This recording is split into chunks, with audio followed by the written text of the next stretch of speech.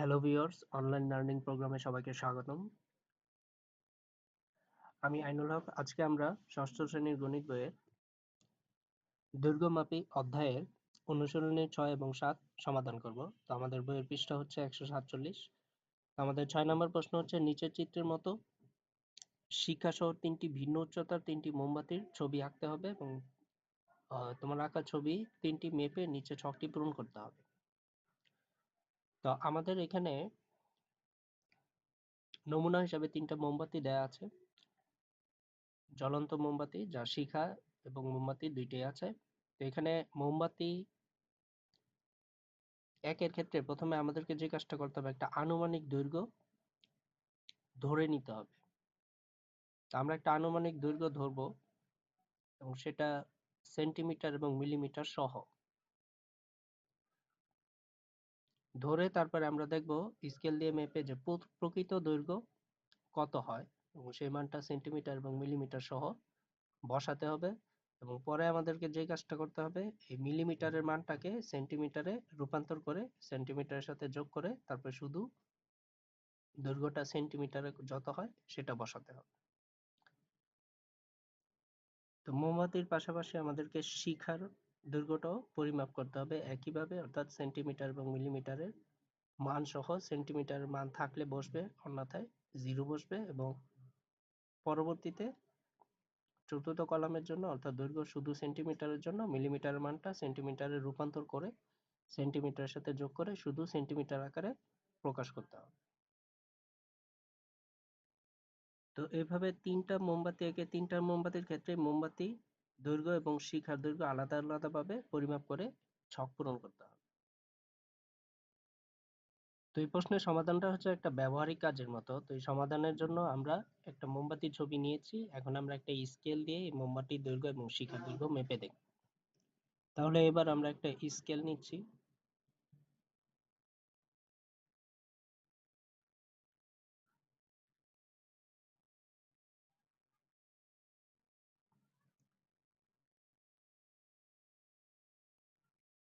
আমরা দুইটা স্কেল নিচ্ছি এই জন্য, যাতে করে ভূমির সাথে ঠিকমতো অ্যাডজাস্ট হয় কিনা সেটা বোঝার জন্য। এখন প্রথম স্কেলটাকে আমরা 90 ডিগ্রি করে নিচ্ছি। তো আমরা স্কেল নাড়ানোর সাথে সাথে এখানে কোণের পরিমাপ দেখাচ্ছে।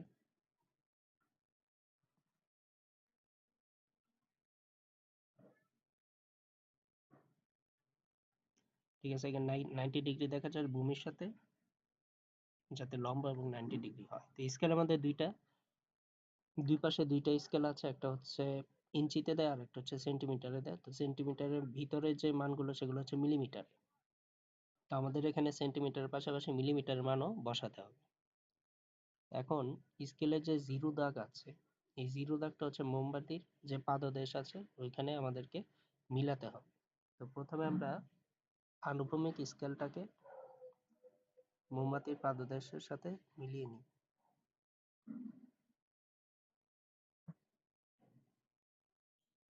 এখন আমরা এই উলম্ব স্কেলে যে জিরো দাগ সেটা নিচে যে আনুভূমিক স্কেল আছে সেটার সাথে মিলিয়ে নেব। ওকে। তো এখন আমরা দেখছি যে জিরো থেকে শুরু করে মোমবাতির যে উচ্চতা সেটা 6 সেন্টিমিটারের উপরে হচ্ছে এবং 6 এবং 7 সেন্টিমিটার মাঝামাঝি অবস্থায় আছে। এখন 6 সেন্টিমিটার থেকে কত মিলিমিটার আছে সেটা আমরা পরিমাপ করব। এখন আমরা এই আনুভূমিক স্কেলটাকে মোমবাতির যে শীর্ষ রেখা সেটার সাথে স্কেলের বরাবর করব।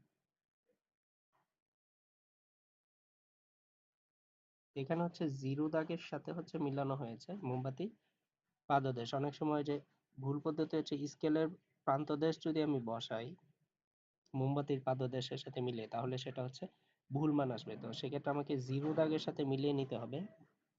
যে অংশ থেকে আমি দৈর্ঘ্য মাপবো সেই অংশের সাথে জিরো দাগ মিলাতে হবে। এখন আমি দেখব যে উপরে কোন দাগের সাথে মিলে যায়।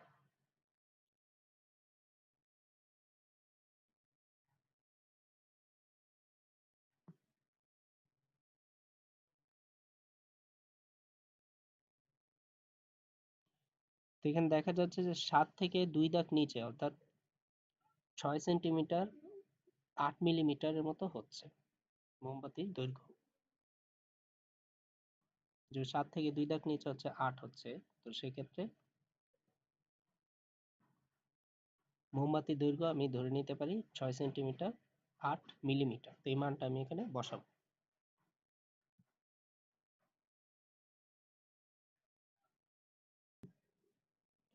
তাহলে আমি এখন যে কাজটা করব সেটা হচ্ছে আমি যে পরিমাপ করে যে দৈর্ঘ্য পেয়েছি সেটা এখানে লিখব, 6 সেমি 8 মিমি।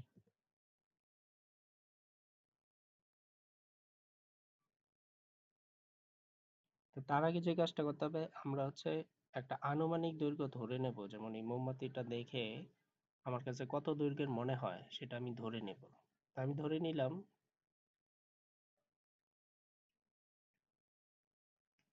তা আমি এটা ধরে নিলাম আনুমানিক দৈর্ঘ্য হতে পারে 5 সেন্টিমিটার। তো সেক্ষেত্রে আমি এখানে আমার আনুমানিক দৈর্ঘ্যটা লিখে দেব, 5 সেমি।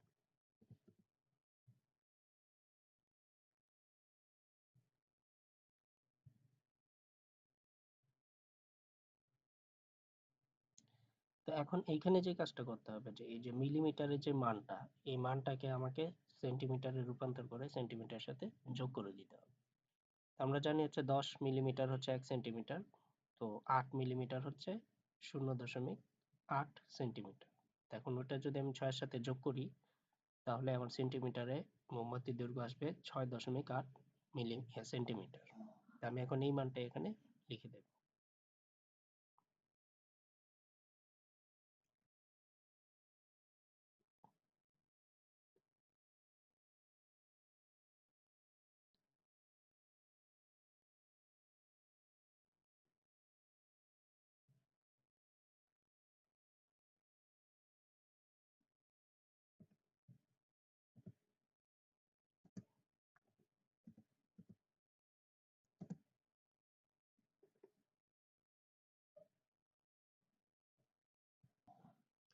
তাহলে এবার আমি আমার যে মোমবাতির দৈর্ঘ্য আমি আনুমানিক দৈর্ঘ্য ধরে নিয়েছি 5 সেন্টিমিটার। আমি স্কেল দিয়ে মেপে দৈর্ঘ্য পেয়েছি 6 সেন্টিমিটার 8 মিলিমিটার, এবং দৈর্ঘ্য শুধু সেন্টিমিটার যদি প্রকাশ করি তাহলে আমি মান পাচ্ছি 6.8 সেন্টিমিটার। এভাবে আমি প্রথম সারিটা পূরণ করলাম ছকে। তো একইভাবে আমাকে শিখার আনুমানিক দৈর্ঘ্য ধরে নিতে হবে, ধরে এখানে বসাতে হবে। তার দৈর্ঘ্য প্রকৃত দৈর্ঘ্য কত সেটা স্কেল দিয়ে মেপে সেন্টিমিটার এবং মিলিমিটার এককে বসাতে হবে, এবং পরবর্তীতে পরবর্তী কলাম পূরণ করার জন্য আমাকে মিলিমিটারের মানটা সেন্টিমিটারে রূপান্তর করে সেন্টিমিটারের সাথে যোগ করে এখানে বসে ফিল আপ করতে হবে। তো শিখার দৈর্ঘ্য মাপার জন্য আমরা এই আনুভূমিক স্কেলটাকে আবার উপর দিকে নিয়ে যাব শিখার গোড়া পর্যন্ত, যাতে উলম্ব স্কেলকে 0 বরাবর বসাতে পারি শিখার নিম্নবিন্দু পর্যন্ত। তাহলে এবার উলম্ব স্কেলকে আমরা উপর দিকে উঠাবো, সেটা 0 দাগকে আমরা আনুভূমিক স্কেলের সাথে মিলিয়ে নেব। তাহলে এবার এখান থেকে শিখার মান শুরু হবে, এবং সেটাও যদি আমি দেখি উপরে কত হয়েছে সেটা দেখার জন্য আবার আনুভূমিক স্কেলকে আমি উপরের দিকে উঠাবো।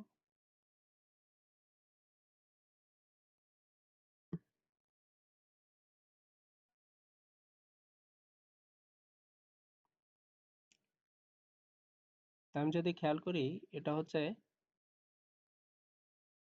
3-এর পরে 1 ঘর 2 ঘর প্রায় 3 ঘরের সমান হচ্ছে, অর্থাৎ 3 সেন্টিমিটার 3 মিলিমিটারের সমান হচ্ছে। তাহলে এই মানটাই আমি এখন শিখার জন্য বসাবো।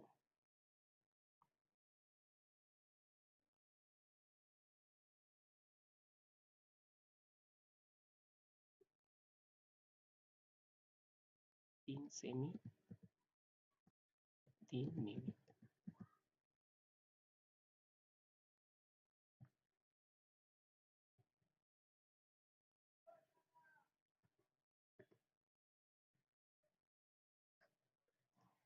তো এটার জন্য শিখার দৈর্ঘ্যের জন্য যদি আমি একটা আনুমানিক মান ধরে নিই, তাহলে আমি সেটা যদি ধরে নিই যে 3 সেন্টিমিটার, কোনো মিলিমিটার ছাড়া।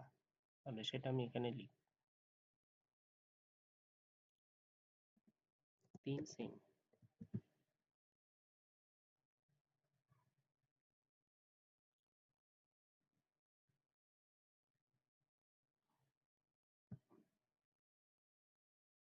তো এবার আমাকে যে কাজটা করতে হবে 3 সেন্টিমিটার 3 মিলিমিটারকে সম্পূর্ণরূপে সেন্টিমিটার আকারে লিখতে হবে। তো সেই মান হবে 3.3 সেন্টিমিটার। তো এই মানটা আমি এইখানে লিখব।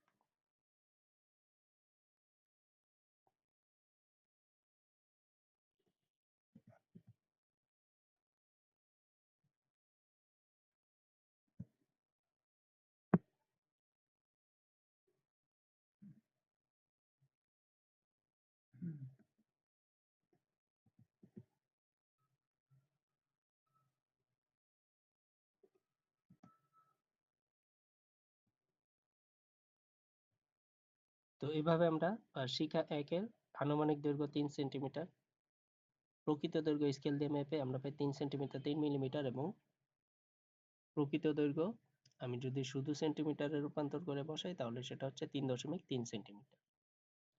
তো একইভাবে আমরা আরো দুটি মোমবাতি চিত্র এঁকে ওই মোমবাতিগুলোর জন্য আমরা এই তিনটি তিনটি করে মান পূরণ করব। তো এইভাবে আমাদের এই ছকটা পূরণ হয়ে যাবে। এভাবে 6 নম্বর প্রশ্নের সমাধান করতে হবে।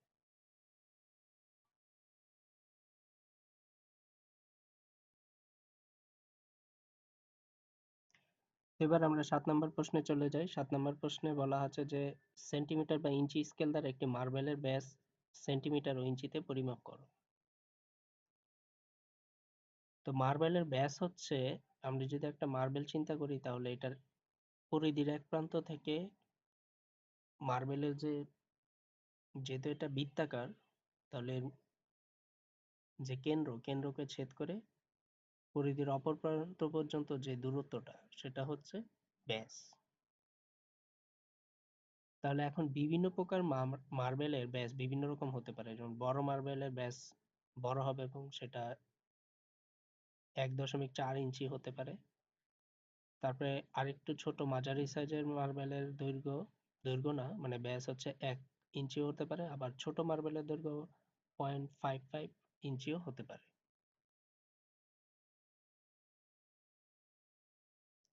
তো আমরা এমনি এমনি একটা মার্বেল নিয়েছি এবং এটা আমরা স্কেল দিয়ে পরিমাপ করে দেখবো যে এটা দৈর্ঘ্য কত হয়।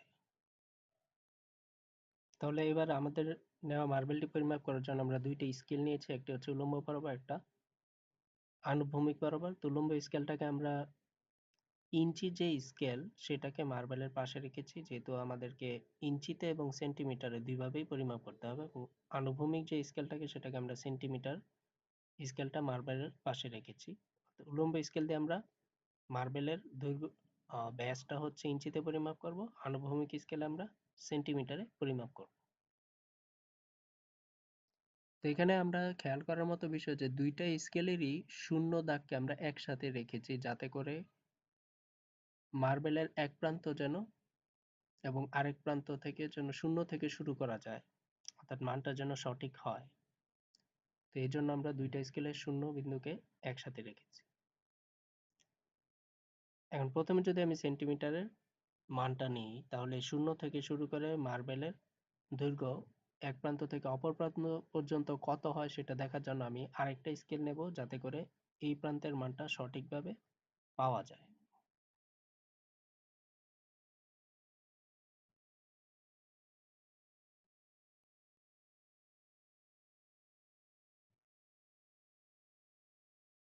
এবার আমি যদি নিচের স্কেলটা খেয়াল করি, শূন্য থেকে শুরু করে কত পর্যন্ত হয়, তো সেটা দেখার জন্য আমি আরেকটা উল্লম্ব স্কেল নিয়ে মার্বেলের শেষ প্রান্তকে স্পর্শ করাবো।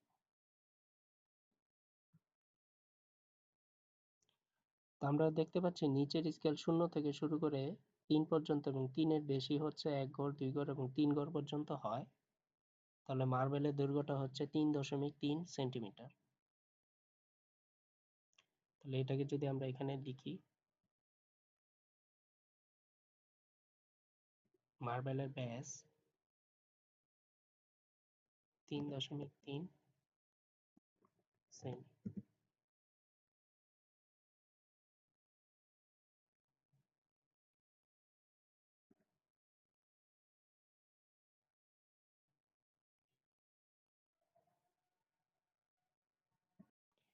এবার মার্বেলের ব্যাস যদি আমরা ইঞ্চিতে বের করি তাহলে আমরা এখানে যে উলম্ব স্কেলটা আছে যেটা মার্বেলের পাশে ইঞ্চিতে দাগাঙ্কিত সেই পাশটা আমরা খেয়াল করব।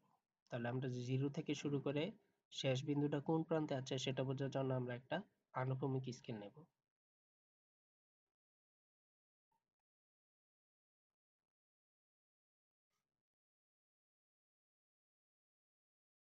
এবার আনুভূমিক স্কেলটা যদি মার্বেলের অপর প্রান্তে আমরা স্পর্শ করাই,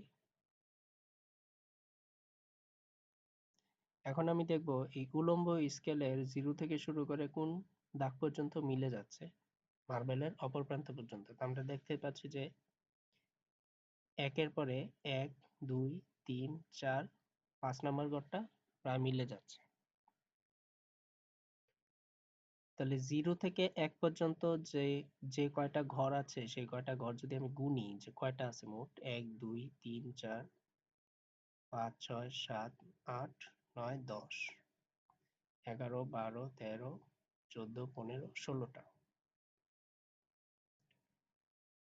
তাহলে জিরো থেকে এক পর্যন্ত ১ ইঞ্চিকে ভাগ করা হয়েছে, প্রথম হচ্ছে ১৬ ঘরে যদি ভাগ করা হয় তাহলে মাঝখানে যে বিন্দু সেটা হচ্ছে ঠিক অর্ধেকে আছে এবং তারও প্রত্যেকটাকে আবার আরো অর্ধেক করে ভাগ করা হয়েছে। তো সেক্ষেত্রে আমরা যদি দেখি যে প্রতি ৪ ঘর পর পর হচ্ছে 2.5 হচ্ছে। তাহলে প্রতি ৪ ঘর 2.5, পরবর্তী আবার ৪ ঘর হচ্ছে 0.5, আবার ৪ ঘর হচ্ছে 0.75 এবং আবার ৪ ঘরে হচ্ছে 1। তো সেই ক্ষেত্রে আমি যদি এভাবে ভাবি যে প্রতি ৪ ঘরের মান যদি 2.5 হয় তাহলে প্রতি ১ ঘরের মান হবে 2.5 কে ৪ দিয়ে ভাগ করলে সেটা আসবে 0.625। প্রতি ১ ঘরের মান যদি 0.625 হয় তাহলে আমার হচ্ছে একের পরে হচ্ছে ৫ ঘর হচ্ছে।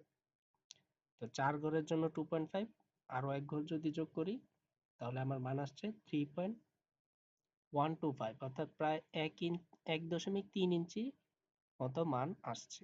তো সেক্ষেত্রে আমি এই মানটা এখানে বসাবো।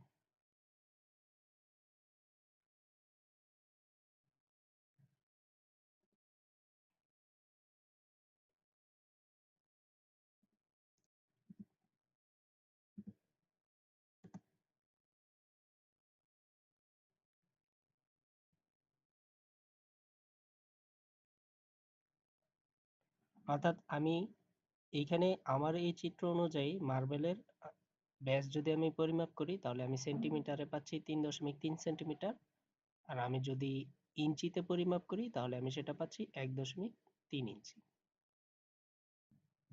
সেক্ষেত্রে আমি আরেকটা কাজ করতে পারি, যেমন আমরা জানি যে ১ ইঞ্চি সমান হচ্ছে 2.54 সেন্টিমিটার। তো সেক্ষেত্রে আমি ১.৩ কে যদি 2.54 দিয়ে গুণ করি তাহলে আমি সেক্ষেত্রে সেন্টিমিটারের মানটা পাচ্ছি প্রায় ৩.৩ সেন্টিমিটারই পাচ্ছি।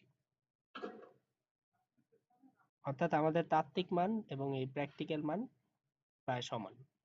তো এভাবে আমরা দৈর্ঘ্যমাপী অধ্যায়ের ৬ এবং ৭ নং সমস্যার সমাধান করতে পারি।